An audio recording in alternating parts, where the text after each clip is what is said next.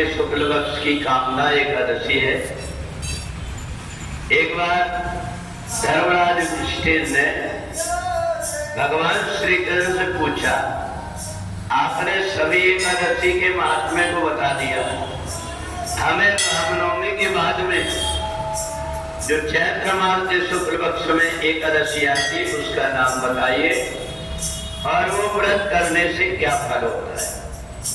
भगवान कहते हैं चैत्र मास के शुक्ल पक्ष की एकादशी को कामदा एकादशी कहते हैं।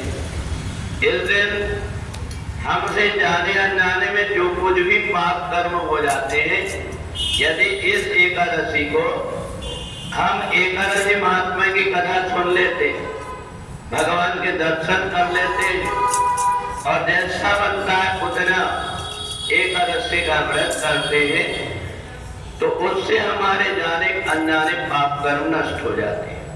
एक चित्रकेतु नाम का राजा था, उनके यहाँ पर देवता यक्ष गंधर्व ये सब आते जाते रहते थे। जिस समय पर राजा कोई कर्म करता था, देवताओं को भी निमंत्रण देता था, अप्सराओं को भी गंधर्वों को भी।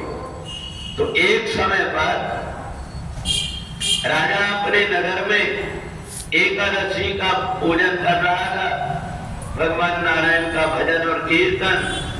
उस समय पर एक जो ललित नाम का गंधर्व था, वो वहां जो महिलाएं बैठी हुई थी, उन महिलाओं को देख करके भद्दी भद्दी हरकतें उनकी तरफ देख करके कर रहा था। राजा ने एक बार दो बार देखा, बाद में जब देखा कि बार बार हर किसी को बुरी दृष्टि से वो देख रहा है, तो उसको श्राप दे दिया कि जाओ तुम परमात्मा के दरबार में आकर के, तुम्हारी वृत्ति गंदी है, इन्हें तुम जाकर के राक्षस हो जाओ। राजा बड़ा पुण्यात्मा था, एकादशी का बड़ी श्रद्धा से व्रत कर रहा था। सारे नगरवासियों को राजा पुण्य का लाभ दे रहा था, इसलिए उसके श्राप के कारण वो ललित नाम का गंधर्व देखते ही देखते उसके शरीर से दुर्गंध आने लगी और उसका शरीर विकृत हो गया। पत्नी ने देखी कि मैं कई बार इनको समझाती थी कि परमात्मा के दरबार में कम से कम अपनी वृत्ति को ठीक रखो, परंतु इन्होंने नहीं माना, बड़ी दुखी हो गई। अब तो अपने पति के साथ भी नहीं रह पा रही है, इधर उधर वो पागलों जैसे घूमने लगा, भूखा और प्यासा तड़पने लगा, पत्नी से रहा नहीं गया।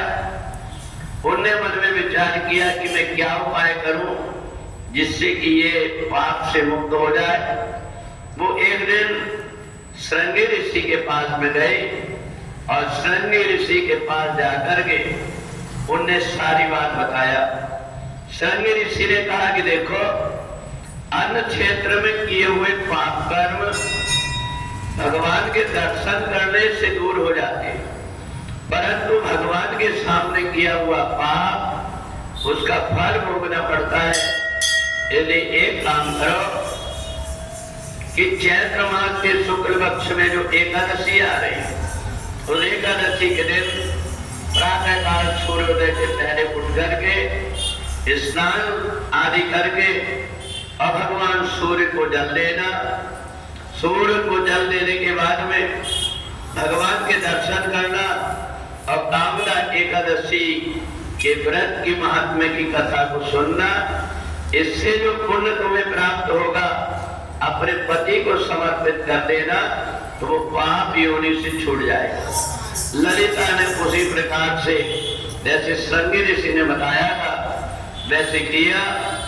देखते उसके पति का जो विकृत शरीर था वो ठीक हो गया, उसकी बुद्धि पवित्र हो गई। वो दौड़ करके भगवान के मंदिर में गया और वहां जाकर के भगवान से क्षमा याचना किया। उसके पाप कर्म से उसको छुटकारा मिल गया। इसलिए भगवान कहते हैं कि कामदा एकादशी के दिन जाने अनजाने किए हुए पाप कर्म से व्यक्ति को मुक्ति मिलती है। इन्हें जो भगवान के दर्शन करता है, पूजन करता है, एकादशी महात्म्य की कथा सुनता है, उसके ऊपर भगवान की कृपा बनी रहती है। बोले सच्चिदानंद भगवान की।